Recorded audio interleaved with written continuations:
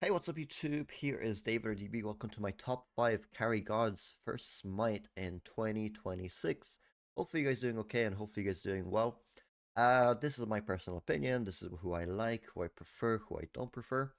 I am making this just as the update drop with 3 new aspects, so I'm not actually sure who got aspects and I'm not sure how good they are. I'm speaking from my opinion, I'm speaking from their kits, and I'm speaking what I feel are very strong characters in the meta for sure.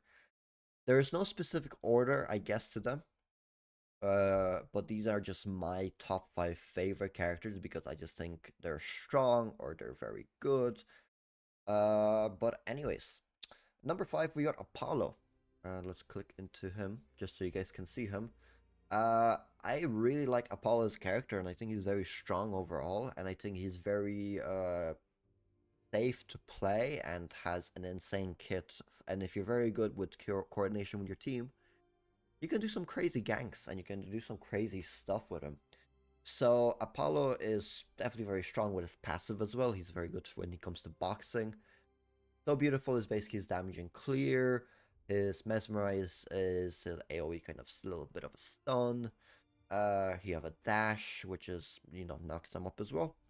And his bread and butter of the kit, who can drag 2 allies with him, which is crazy now. That's a very cool addition as well. And obviously you have that aspect of harmony, which scales with health, blah blah blah. So a little bit sportive version. But Apollo is a very safe god to play. He's very universal, again, from the perspective of rotation.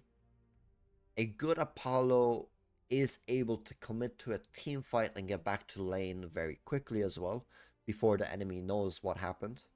And you can gank from the jungle, and your ult does a lot of damage, so you can actually be aggressive with your ult. If you're also aggressive just in lane and you get caught off of position, you can simply ult away, obviously, given you have enough time. So this is my number 5 pick for the best carry. I absolutely love him. Next up is actually, ooh,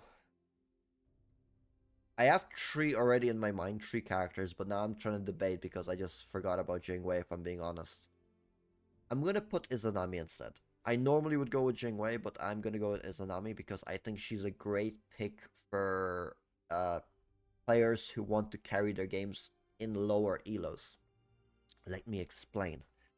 So Izanami is a very difficult character to fight against because her laning presence is very strong. She will outclear you 9 out of 10 times. She is a great god for clearing the wave, which means she can get XP faster than you, and which she can capitalize off of that. She can do a lot of damage and kill you. She has a very safe kit from the perspective her tree is a very nice dash or leap, however you want to call it. Basically, she goes underground, she kind of dashes away. And her ult has a silence as well, which means she can be very good at boxing. So if you're able to engage with the silence in a 1v1 first, unless they beats, you can probably kill them before they can even use their kit, which is insane in my opinion. Her 2 is another bit of her clear, and her 1 makes her basic attacks very strong. So if you're very sneaky about it, you dash in while you're invisible, you ult them, you 2 them, and you kill them with your 1, which is crazy. Which you are able to do. And again, your basic attacks by themselves, they clear minions very, very well. So that's my number 4 spot. Jingwei could get into the top 5 as well because she's a good, but I won't talk about her today. So we got currently Apollo, Izanami, and next up we got Neat. Neat is insanely strong, I think, in Smite 2. She does a lot of damage, even if you build her int or regular. She's safe. She has a global presence with her ult as well, so Neat will be always useful. She can be useful in solo lane as long as you just have awareness. You gotta check out what's happening, check out what's going on uh, across the map. Her ult doesn't have to be an execute. Keep that in mind. You don't have to use your ult just for the kill. Your ult late game could do close to 800 damage. That could be a great initiator.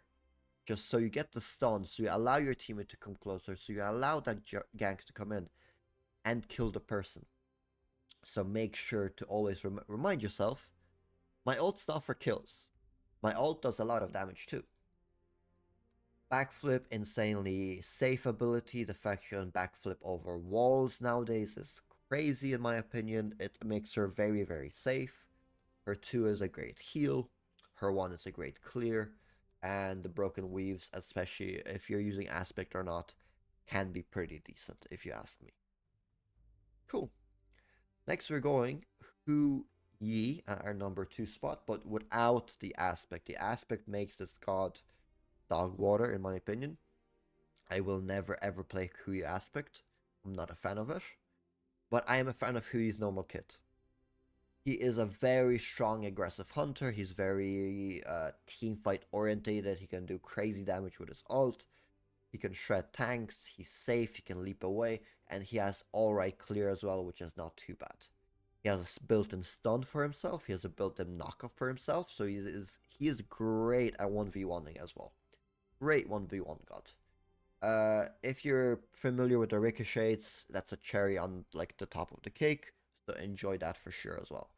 Don't play him aspect. Those basic attacks ricocheting, it's not worth it. It's just not worth it. It's too much. It's too much. It's too much. Anyways, his ult is crazy strong for team fights. He's crazy strong in team fights. His mark, he counters stealth gods as well, which is good. His ricochet does a lot of damage, and if you're able to stun this and fight in the jungle, even more crazy. And again, if you have the mark and you dive onto someone, you knock them up, you stun them, by the time they woke up from their nap, they're already dead. Which is cool. Which is absolutely cool.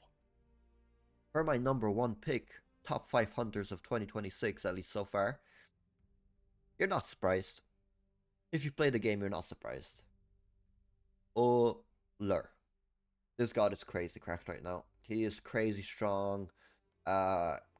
Insane fighting potential, insane lane bully. Pair him up with an aggressive support, or a support that can help him even clear a little bit faster. This god just wins lanes.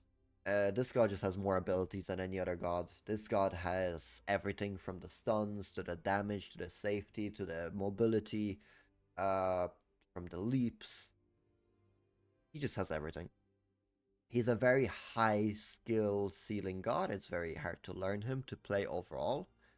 But once you do, it's rewarding. Once you do, he is a crazy aura farmer as well. On top of that, he looks amazing.